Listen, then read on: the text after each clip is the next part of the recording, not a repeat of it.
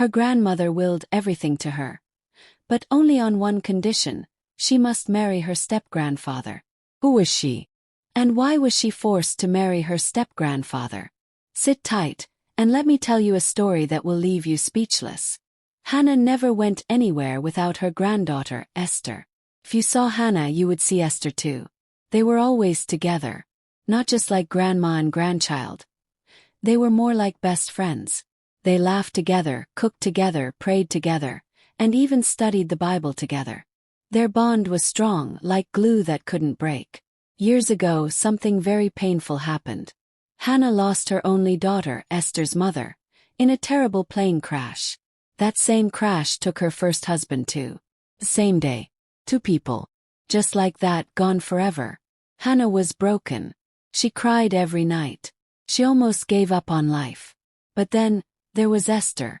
A little baby, innocent and helpless, with tiny hands and bright eyes. Esther gave Hannah a reason to live again. She became her joy. Her everything. Years later, Hannah met someone new. His name was Robert. He was calm, gentle, and very smart. They got married. And together, Robert and Hannah became pastors. Not just any pastors, they were the leaders of the biggest, most famous church in all of Nigeria. The church was so big it had branches in every city. People would travel far just to hear them preach. Hannah was the one who started the church. She worked so hard, prayed so hard, and the church grew and grew. When she married Robert, he joined her, and together they made it even bigger. But church wasn't their only thing. They had many big businesses too: hotels, farms, schools, even oil. They were rich. Very rich. But even with all their money, there was one thing they didn't have: a child of their own. Doctors said it was not possible. So they poured all their love into one person, Esther. Even though Esther was not Robert's real child, he loved her like she was his own. He took her to golf lessons. He taught her how to play the piano. On visiting days at her boarding school, he would always come with Hannah, carrying food and gifts. People around them used to say, "This man must be her real father. Just look at the way they love each other." Their family was small, but the love was big. So big. Esther was happy. She was growing. Beautiful. Smart. Kind. And full of dreams. She looked up to Hannah and Robert. They were her world. Esther was now a grown girl. Smart. Beautiful. And very serious with her life. She had just gained admission into one of the best private universities in the country. She was going to study medicine and surgery. It was a big deal. Very big one. The night before she was to leave for school, Hannah and Robert sat with her in the sitting room. The light was dim. The room was quiet. Everyone could feel that something important was happening. They told Esther to always put God first in everything she did. They reminded her that she was not just anybody. She carried a name, a powerful name, a respected name, and she must never drag it in the mud. "Always dress well, my child," Hannah said softly. "Be decent. Let your light shine without showing too much. Focus on your studies," Robert added. "Don't get into trouble. Don't follow bad friends. Remember who you are." Esther looked at them with soft eyes and smiled. "I will make you both proud," she said. They all stood up. They hugged one another tightly. No one wanted to let go. That hug felt like warmth, like safety, like home. Then, one by one, they went to bed. Esther went off to school. And soon, her first semester came to an end. When she came home for the holidays, the house lit up with joy. Robert and Hannah were so happy to see her again. It felt like a part of them had returned. To welcome her, they told the chef to make all her favorite meals: jollof rice, fried plantain, goosey soup, chicken pepper soup, soft pounded yam, fruit salad, eggs, everything she loved. That evening, they all sat down at the large dining table. They drank. They laughed. The whole house echoed with happiness. It was one of those nights where everything felt perfect. Later that night, as the house got quiet and the stars blinked in the sky, Hannah called Esther to her room. The room was calm. There was a soft lamp by the bed. Esther sat down beside her grandmother. Hannah looked at her with love in her eyes. "My daughter," she said gently, "you are now of age. You are no longer a little girl. And I think it's time I start telling you some important things." Esther nodded and listened carefully. Hannah began to talk. She told her how much each of their companies was worth. She explained how the businesses were run. She mentioned names: board members, partners, shareholders. Esther listened wide-eyed. She had never heard these things before. Then Hannah talked about the shares, the ones she bought alone and the ones she bought with Robert. She explained how they worked, how they grew, and how they brought wealth into the family. But then her voice slowed down. She took Esther's hand and said, "But above all these, the most important thing I own is the church." There was silence for a moment. "That church," she continued, "is my life. It is my legacy. It means everything to me. And when my Savior calls me home, I do not want anyone else to lead it but you." Esther's heart beat faster. She wasn't expecting this. Hannah looked into her eyes. "So I want you to pay close attention. Watch how we lead. Watch how we serve. Watch how we pray. Learn it. Live it. The church must never fall." Esther took a deep breath. "I heard all that you said, Grandma," she replied. "I will not let you down." Hannah smiled. But her eyes, they looked far away, as if she was thinking of something deeper. One Sunday morning something didn't feel right. Hannah woke up feeling weak. Her body was heavy. Her head spun a little. She tried to act like she was okay, but she was not. Her legs shook when she tried to stand. Still, she dressed up for church. She had never missed a Sunday before. With Robert's help, she slowly got into the car, and they went to church. That morning Hannah was meant to preach. The whole church was waiting to hear her voice. But she couldn't do it. Her body just didn't have the strength. She sat quietly on the front seat while Robert preached in her place. Everyone thought she was just tired. But deep inside something bigger was happening. The next day, Hannah and Robert went to the hospital. They visited their family doctor. He was someone they trusted. Tests were done. Many tests. Blood tests. X-rays. They waited nervously for the results. When the doctor came in, his face looked serious. He sat them down. And then, the words came out like sharp arrows. "Hannah, you have lung cancer. The signs showed late. But it has spread. It's very serious. You may not have much time left." The room went quiet. Hannah and Robert stared at the doctor like they didn't understand what he just said. Then they both broke down. Right there in the doctor's office. Robert held her hand tight. Hannah covered her face and wept. Felt like the whole world was crashing. They went back home slowly. Hannah knelt beside her bed and cried to God. "Why me, Lord? I have served you with all my heart. Why did you let this happen to me?" Her voice broke Robert's heart. He knelt beside her. He held her hands. And he cried too. Quiet, painful tears. But they made a decision: they would not tell Esther. She was in school. She had to focus. She didn't need this pain now. That evening Esther called home. "Hello, Grandma," she said cheerfully. Hannah wiped her tears and smiled. "I'm fine, my child," she lied. "I'm just resting. I miss you." "I miss you too, Grandma," Esther said.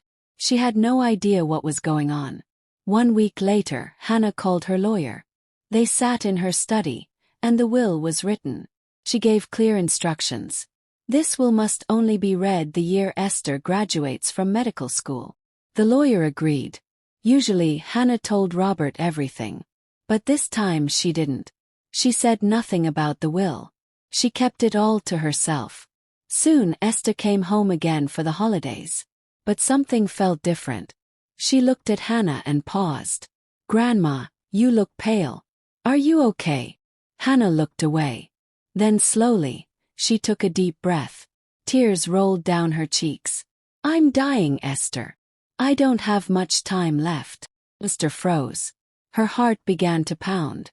"No. No, Grandma, please don't say that. What is wrong with you? Talk to me." Robert stepped in. His voice was soft and sad. She was diagnosed with lung cancer months ago. We didn't tell you. We didn't want it to affect your studies. Esther screamed. No! God, why my grandma? She dropped to her knees and held Hannah tightly. She was shaking, crying so hard. Her chest ached with pain. Hannah's health got worse very fast. Even with all the medicine, even with the doctors, nothing helped much. Robert and Esther stayed by her side all the time. They didn't want to waste a single moment. They wanted her to feel loved every second. Sometimes, when Hannah was alone with Esther, she would hold her hand and whisper, "Please, take care of Robert. Don't let him be alone. Promise me, my child." Esther would nod with teary eyes. "I promise, Grandma. I'll take care of him." Then, one morning before the sun rose, while the whole house was still sleeping, a loud cry came from Robert's room. "Ah! Hannah!" The cry woke Esther. She jumped up and rushed into their room. "Grandpa, what is it? What's happening?" Robert turned to her. His eyes were red. His voice was weak. "Your grandma is dead." Esther fell to the floor and screamed. She held Hannah's lifeless hand. "No. Oh, please wake up. Don't leave me. Grandma, please." The staff in the house heard her cry and came running. Everyone was crying. Weeks passed. Hannah was buried in the church compound, the church she built with love and prayer, the place that meant everything to her. The burial was full of tears and prayers. People from everywhere came to say goodbye. After the funeral, Esther returned to school. But things were not the same. Every day she called Robert. "Are you okay, Grandpa?" she would ask. Robert felt empty. His eyes always looked far. He missed Hannah more than words could say. Esther was also struggling in school. At night, she would cry silently in her bed. She would hold her pillow and whisper, "I miss you, Grandma. I'll make you proud. I promise." Things seemed okay on the outside. The church still ran. The businesses were doing well. Everything looked fine. But deep down, nothing felt the same. Esther worked very hard in school. She studied every night. She pushed herself, even through her pain. Some days she cried, but she still kept reading. And finally the big day came. Esther graduated from medical school as one of the best students. Everyone clapped and cheered. Her name was called, and she walked proudly to collect her certificate. She wore a bright smile, but her heart was heavy. Robert was there. He sat in the crowd, clapping with tears in his eyes. He was so proud of her. When she came to meet him, they hugged each other tightly and cried. "I wish she was here," Esther said. "Yes," Robert replied. "She would have been so proud."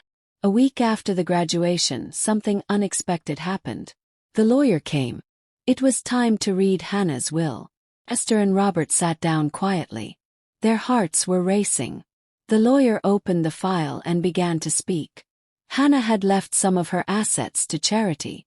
She gave money to help the poor, to build schools and care for orphans. But then, the room went silent as the lawyer read the next part. Hannah had willed the church and everything else she owned to Esther. But there was a condition. The condition was that Esther must marry Robert. Esther's eyes widened. Her hands began to shake. She looked at the lawyer in disbelief. The lawyer continued. In the will, Hannah explained her reason. She wrote that she didn't want any other woman, except her granddaughter Esther, to head the church with Robert. That church was her legacy. She said she built it with love and prayers, and it must stay in the hands of the people she trusted most, Robert and Esther. She also wrote that she didn't want Robert to be alone and lonely. She said that the only thing that would make her happy, even in death, was if Robert and Esther got married. Everyone in the room froze. Felt like time stopped. "This is absurd," Esther said. Her voice was low but firm. She stood up and walked out. Robert sat still. His mouth opened, but no words came out. He was in shock. He felt like someone had just poured cold water all over him. His heart was beating so fast. He didn't understand. Why would she do this? That night, Esther laid on her bed. Her eyes stared at the ceiling. Her heart was full of questions. "That is my father," she whispered. "How am I supposed to marry him? What will people say? How will I live with myself?" She cried quietly. Her pillow was soaked with tears. "I would rather lose everything than marry him," she said to herself. Robert was in his room too. Wait. He couldn't sleep. His thoughts were loud. He sat by the window, looking at the stars. Why did she ask for this? He asked himself again and again. Esther didn't leave her room for days. She locked the door. She cried. She prayed. She wished it was all just a dream. Then, one night, as she laid in bed, something strange happened. A soft voice began to speak in her heart. "Esther, my daughter. That church is my legacy.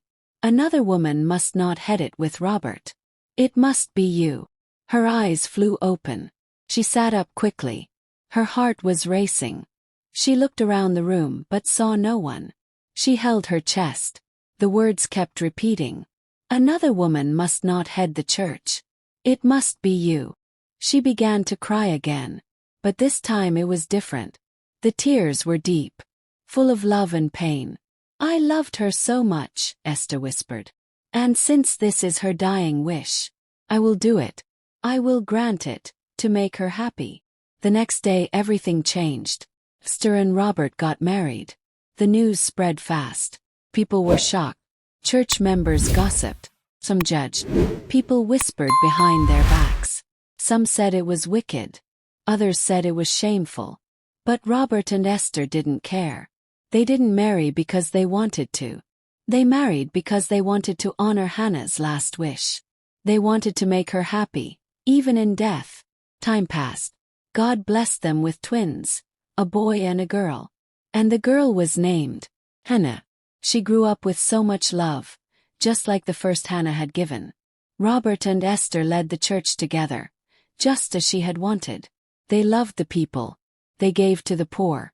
They prayed for the sick. And they built an even stronger church, one filled with grace, power, and peace. They lived happily ever after.